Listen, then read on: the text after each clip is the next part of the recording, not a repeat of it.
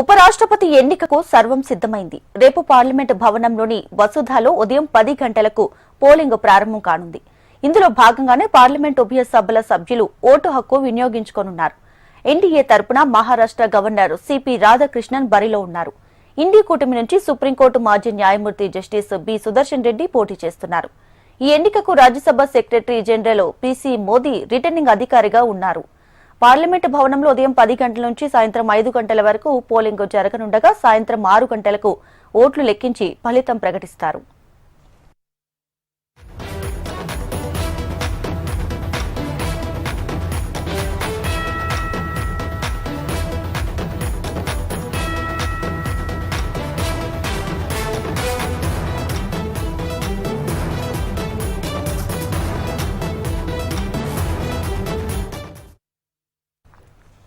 ఉపరాష్ట్రపతి ఎన్నిక నేపథ్యంలో తమ ఎంపీలు ఓట్లు సక్రమంగా వేసేందుకు వీలు కల్పిస్తూ 2 కూటములు ప్రత్యేక కార్యక్రమాలు ఏర్పాటు చేశాయి.